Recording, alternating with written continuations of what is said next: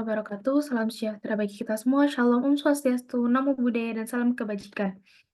Di sini kami akan mempresentasikan analisis prediktif multi penyakit dengan naif Bayes dan KNN, aplikasi pada penyakit kardiovaskular, diabetes, dan stroke. Kelompok kami terdiri dari teman saya, Briliana Isma Zafira Zuzana, kemudian teman saya juga, Kartika Madania, lalu saya sendiri, Nafahatul Fatliyah. Penyakit stroke, jantung, dan diabetes termasuk dalam 10 penyebab kematian terbesar di Indonesia pada tahun 2019. Untuk mendukung intervensi dini dari gangguan kesehatan tersebut, kami melakukan penelitian dengan memanfaatkan klasifikasi Naive Bayes dan K-nearest neighbor, sehingga diharapkan informasi komprehensif yang dihasilkan dapat menunjang intervensi dini yang efektif dari penyakit kardiovaskular, diabetes, dan stroke.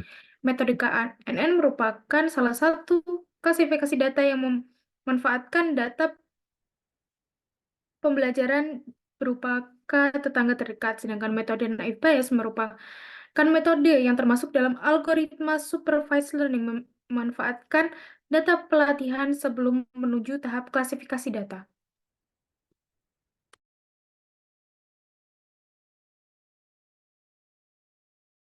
Kemudian, metode penelitian dilakukan dengan pengumpulan data. Data yang diperoleh terdiri dari 4 dataset prediksi penyakit pada organ jantung, 1 dataset prediksi penyakit stroke, dan 2 dataset prediksi diabetes. Kemudian tahap pre-processing berisi beberapa tahapan yang merupakan tahapan pengolahan data mentah yang akan dianalisis. Kemudian, pada tahap implementasi yang digunakan adalah algoritma Naive Bayes dan KNN. Kemudian keempat adalah analisis data dan pengujian. Analisis data dan pengujian dilakukan pada algoritma KNN dan Naive Bayes. Untuk mengetahui mana model yang paling sesuai untuk masing-masing dataset. Kemudian tahapan dalam pre-processing. Pertama adalah import pustaka adalah sebagai berikut. Kemudian dataset training. Kemudian pembagian data feature dan data target.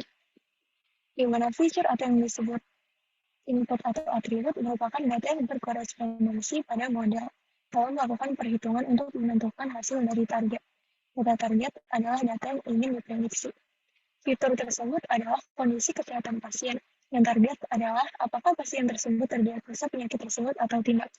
Kemudian, pembagian data training dan data uji, di mana dilakukan 80% sebanyak data training dan 20% data uji.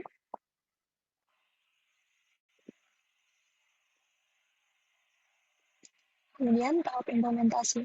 Algoritma KNN mengklasifikasikan data baru berdasarkan data tetangga terdekat. Kemudian metode perhitungan jarak yang digunakan untuk algoritma KNN adalah Euclidean distance dengan nilai K adalah 3. Dengan rumus sebagai berikut. Kemudian pada algoritma Naive Bayes yang mengklasifikasikan data dengan mengikuti aturan Bayes, yaitu melakukan kalkulasi probabilitas kelas. Tahapan dari training klasifikasi Naive Bayes yaitu menghitung prior masing-masing kategori, menentukan fitur berdasarkan fitur unik dan relatif, menghitung conditional probability per fitur per kategori. Kemudian dengan rumus yang dapat dilihat sebagai berikut. Baik, di sini saya akan membahas terkait hasil pengujian menggunakan metode KNN. Di sini saya mengambil contoh dataset yang pertama dan juga dataset kedua. Bisa dilihat di foto yang di kiri bahwa output dari hasil prediksi dan juga label uji atau yang bisa kita tahu itu target nilai Y menunjukkan hasil yang sama. Dengan hasil yang sama ini menunjukkan bahwa memprediksi kelas dataset ini menggunakan metode KNN adalah model yang tepat dalam memprediksi dataset 1 dan dataset 2.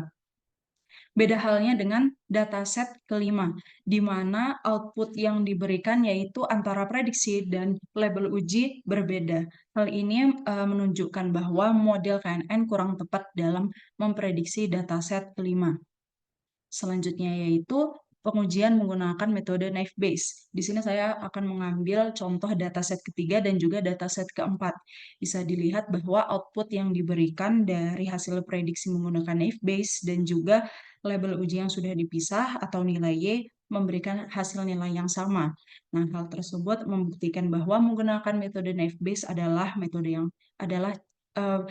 yang tepat untuk menguji dataset ketiga dan dataset keempat. Beda halnya dengan dataset kelima dan dataset keenam, di mana menunjukkan perbedaan antara hasil prediksi dan juga label uji atau nilai Y. Nah, hal ini menunjukkan bahwa menggunakan metode naive Bayes untuk prediksi dataset kelima dan juga dataset keenam adalah kurang tepat.